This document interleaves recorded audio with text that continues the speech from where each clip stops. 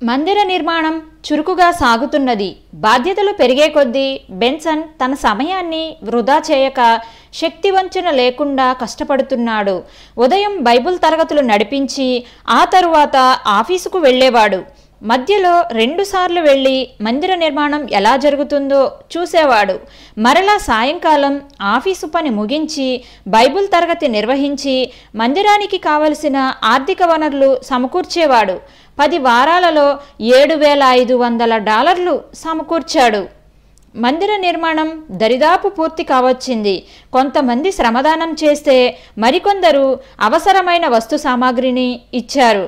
కానీ ఇంకా పైకప్పు వేయబడలేదు. ఇది వరకు వారి ఆరాధన జరుపుకుంటున్న ఇల్లు తప్పనిసరి పరిస్థితులలో ఖాళీ చేయవలసి వచ్చింది.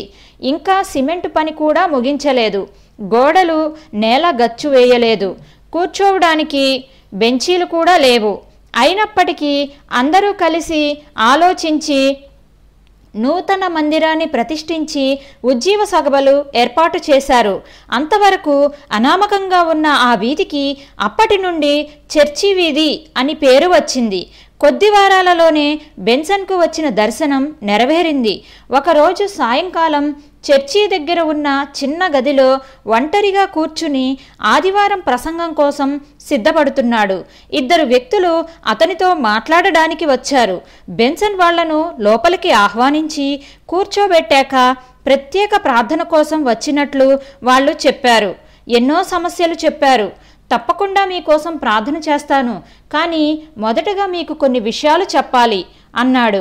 వాళ్ళు నిజంగా ప్రార్థన కోసం రాలేదని, ఏదో దురుద్దేశంతో వచ్చారని అతడు గ్రహించాడు. ముందుగా బెన్సన్ వాళ్లకు రక్షణ సువార్త చెప్పాడు. మంత్రశక్తుల కంటే దేవుని శక్తి ఎంత గొప్పదో వివరించాడు. దానికి ఉదాహరణగా బైబిల్ నుండి కొన్ని విషయాలు ఎత్తి చూపించాడు. ఫరో, నెబుకద్నెజరు ఇంకా ఇతరులు అనేకులు దేవుని బిడ్డలను శపించాలని, బాధ పెట్టాలని ప్రయత్నించి ఎంత నష్టపోయారో చెప్పాడు. అదే దేవుడు ఈనాటికి జీవించి ఉన్నాడు. తనను నమ్మిన వారిని రక్షించగల గొప్ప శక్తిమంతుడు. కానీ దేవుని రక్షణను తృణీకరించి ఆయన బిడ్డలను ఎదిరిస్తే భయంకరమైన పరిణామాలను ఎదుర్కోవలసి ఉంటుంది అన్నాడు. పౌలు సువార్తను బోధిస్తుండగా ఎలుమ అతనిని ఎదిరించిన కారణంగా ఏ విధంగా శపించబడి అంధుడయ్యాడో చెప్పి, చూడండి, మంత్రశక్తి కంటే దేవుని శక్తి ఎంతో గొప్పది అని చెప్పాడు. ఈ మాటలు చెప్పుతూ ఉండగానే వారిలో ఒకడు భయంతో కళ్ళు తేలవేశాడు. వణికిపోతూ, నేను నిజం చెప్తాను, మేము ఇక్కడికి నిజంగా ప్రార్థన కోసం రాలేదు. మేము రక్షరేకులు మంత్రించి కట్టుకుని వచ్చాం. నీవు గనక మా తలల మీద చేతులు వేసి ప్రార్థన చేసినట్లయితే వెంటనే మంత్రశక్తులు నీ మీద పనిచేసి నీకు పక్షవాతం కలుగచేసి ఉండేవి అన్నాడు.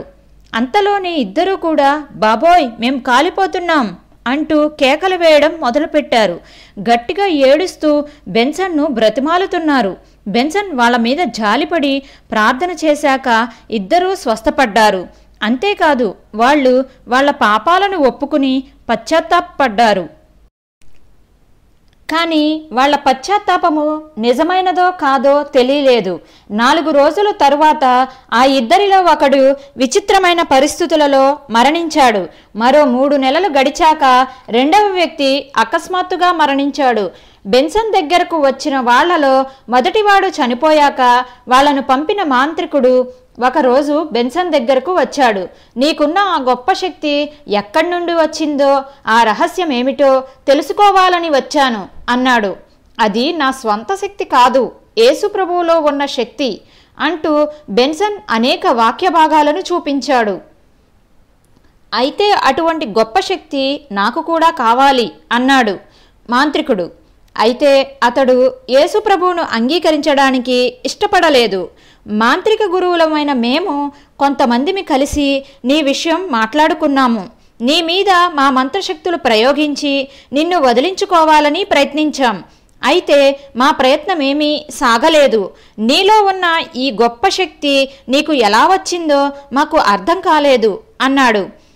నేను మీకు ముందే చెప్పాను, మంత్రశక్తి కంటే దేవుని శక్తి చాలా గొప్పది. అందుకే మీ మంత్రశక్తులేవి నా మీద పనిచేయలేదు, బెన్సన్ బైబిల్ వారికి చూపిస్తూ అన్నాడు. తరువాత అతడు అక్కడ జరుగుతున్న పరిచర్య వివరాలు బెన్సన్ ద్వారా తెలుసుకుని ఎంతో ముగ్ధుడై 20 మంది పనికిరాని పనివారిని పెట్టి వారం రోజుల పాటు వాళ్ళ జీతం తనే ఇచ్చి మందిర నిర్మాణంలో తోడ్పడ్డాడు. అంతేకాదు ఇంకా ఎప్పుడు బెన్సన్ మీద మంత్రప్రయోగం చేయలేదు. సంఘం వృద్ధి అవుతుంటే ఆత్మీయమైన సలహాలను ఇవ్వడానికి అనుభవం ఉన్న వ్యక్తి ఎంతైనా అవసరమని అనిపించింది బెన్సన్కు. అతడు మొదటి బైబిల్ తరగతులు ప్రారంభించినప్పుడు తనను దేవునిలోనికి నడిపించిన పాస్టర్ అక్ఫో గారి సలహాలను తీసుకునేవాడు. కానీ ఇప్పటి సేవ స్వచ్ఛంద సేవగానే ఉండాలి అనే ఉద్దేశం ఉంది బెన్సన్కు. ఏదైనా సంస్థలో చేరాలనే ఆలోచన అతనికి లేదు. ఈ విషయమై ఎంతో భారంతో ప్రార్థన చేశాడు. ఒకరోజు ఇంట్లో ఒంటరిగా ఉండి ప్రార్థన చేస్తూ ఉండగా ప్రభు స్వరం స్పష్టంగా వినిపించింది. ఇల్లేషా అనే పట్టణంలో ఎల్టన్ అనే దేవుని సేవకుడు ఉన్నాడు. ఆయనను నీవెప్పుడూ చూడలేదు, వెళ్ళి ఆయనను కలుసుకో. ఆ దైవజనుడు ఎలా ఉంటాడో అనేది కూడా ప్రభువు దర్శనంలో చూపించారు. ఆయన ఆంగ్లేయుడు, సుమారు 60 సంవత్సరాలు ఉంటాయి. బెన్సన్ తన దర్శనం సంగతి సంఘ పెద్దలలో ఒకరికి చెప్పి తనతో రమ్మని అడిగాడు. వెళ్లే ముందే మరో సేవకుని కలుసుకుని ఎల్టన్ గారి గురించి వివరాలు అడిగాడు. నీవు వెళ్ళినా ప్రయోజనం ఉండదు, ఆయన ఎవరితోనూ సరిగా మాట్లాడడు, నిన్ను గేటు దాటి లోపలికి కూడా రానివ్వడు అన్నాడు ఆ దేవుని సేవకుడు. అయినా పర్వాలేదు, నేను దేవునికి విధేయత చూపించాలి, ఆయన తప్పకుండా నాతో మాట్లాడతాడు విశ్వాసంతో అన్నాడు బెన్సన్. ఇల్లెషా అనే ఊరు బెనిన్కు సుమారు 175 కిలోమీటర్ల దూరంలో ఉంది. 6 గంటల పాటు గతుకుల రోడ్డు మీద ప్రయాణం చేసి ఇల్లెషా చేరుకున్నాడు. ఎల్టన్ గారి ఇల్లు తెలిసిన వారు ఒకరు ఉంటే టాక్సీ కట్టించుకుని మొదట ఆయనను కలుసుకున్నారు. అప్పటికి బెన్సన్ దగ్గర ఉన్న డబ్బులు అయిపోయాయి. తీరా ఇంత కష్టపడి ఆ వ్యక్తి దగ్గరకు వెళ్తే అతడు, ఎల్టన్ గారు నాకు తెలుసు, మీరు ఆయనతో మాట్లాడాల్సిన విషయం నాకు చెప్తే నేను ఆయనతో మాట్లాడతాను అన్నాడు. ప్రభువు నన్ను ఎల్టన్ గారిని కలుసుకోమని చెప్పారు, మిమ్మల్ని కలుసుకుని మీతో మాట్లాడమని చెప్పలేదు. ఎల్టన్ గారు ఎలా ఉంటారో కూడా ప్రభువు నాకు చూపించారు బెన్సన్ అన్నాడు. అయితే సరే, నేను ఎల్టన్ గారికి ఫోన్ చేస్తాను అంటూ ఆయన ఎల్టన్ గారికి ఫోన్ చేసి, హలో బ్రదర్ ఎల్టన్ గారేనా? బెనిన్ నుండి బెన్సన్ ఎడహోసా అనే యవనస్తుడు వచ్చాడు. చాలా మొండివాడిలాగా ఉన్నాడు, మిమ్మల్ని కలుసుకోమని దేవుడు చెప్పాడు అంటున్నాడు అన్నాడు. ఈ మాటలన్నీ బెన్సన్కు వినిపిస్తూనే ఉన్నాయి. కాసేపు మాట్లాడిన తరువాత ఫోన్ పెట్టేసి, ఎల్టన్ గారు మిమ్మల్ని చూడడానికి అంగీకరించారు, కానీ అక్కడికి ఎలా వెళ్లాలో గుర్తులు నేను సరిగా చెప్పలేను అన్నాడు. సరే, మా ఇద్దరి మీద చేతులుంచి మాకు దేవుడు సరియైన మార్గం చూపించేలాగా ప్రార్థన చేయండి బెన్సన్ అన్నాడు. ఆయన మొదట బిత్తరపోయినా చివరికి ప్రార్థన చేయక తప్పలేదు. ప్రార్థన ముగించాక బెన్సన్ వెళ్ళిపోబోతూ ఉన్నట్టుండి వెనక్కి తిరిగి, దేవుడు ఎల్టన్ గారి ఇంటికి మమ్మల్ని తీసుకువెళ్ళమని మిమ్మల్ని అడగమని ప్రేరేపిస్తున్నాడు అన్నాడు. నేను రాను, నాకిప్పుడు వీలు కాదు అని తప్పించుకోబోయాడు ఆయన. మీరు తప్పకుండా రావాలి, మీరు నా కోసం ప్రార్థన చేశారు, ఆ స్థలానికి మమ్మల్ని నడిపించగల సరియైన వ్యక్తి మీరే అన్నాడు బెన్సన్. తప్పేదేముంది, ముగ్గురూ కలిసి కారులో బయలుదేరారు. తీరా సగం దూరం వచ్చేసరికి ఆయన నేను రానంటే రానని మొండికేసి కారు ఆపేశాడు. బెన్సన్కు కోపం వచ్చింది. సరే, అయితే మీరు మమ్మల్ని తీసుకువెళ్ళకపోతే టాక్సీలో వెళ్ళడానికి డబ్బులు ఇవ్వండి మొండిగా అన్నాడు బెన్సన్. ఆయన టాక్సీకి సరిపడిన డబ్బు ఇచ్చి వెళ్ళిపోయాడు. వీళ్ళిద్దరూ కలిసి టాక్సీలో ఎల్టన్ గారి ఇంటికి వెళ్లేసరికి ఆయన గేటు దగ్గర బెన్సన్ కోసం ఎదురు చూస్తూ నిలబడి ఉన్నారు.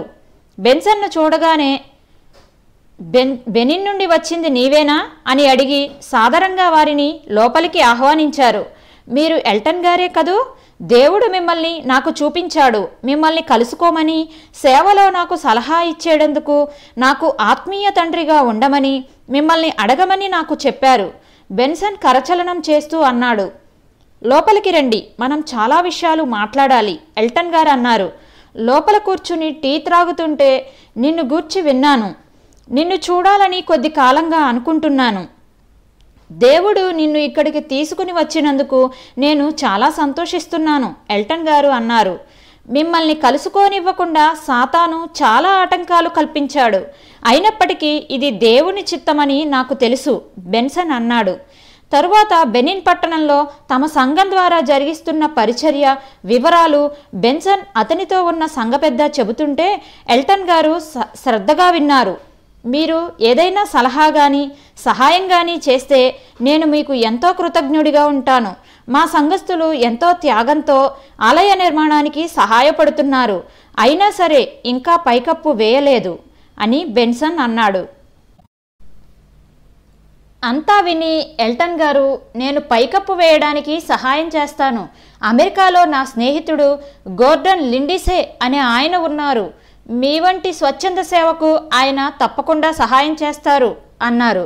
సంఘం యొక్క సేవ అవసరతని బట్టి తగిన సలహాలు ఇవ్వడానికి ఎల్టన్ గారు కనీసం నెలకు ఒకసారి బెన్సన్తో కలిసి చర్చించేటందుకు నిర్ణయం తీసుకున్నారు. వాళ్ళు వెళ్ళిపోతుంటే ఎల్టన్ గారు స్వయంగా కారులో బస్టాండ్ వరకు వారిని దిగబెట్టి చిన్న కానుకను కూడా ఇచ్చారు. బెన్సన్ ఎల్టన్ గారిని కలుసుకున్నందుకు ఎంతో సంతోషించి దేవుని స్తుతించాడు. అయితే ఈనాటి ఈ పరిచయం ద్వారా రాబోయే దినాలలో సేవలో మరో గొప్ప ద్వారం తెరుచుకుంటుందని బెన్సన్కు అప్పట్లో తెలియదు.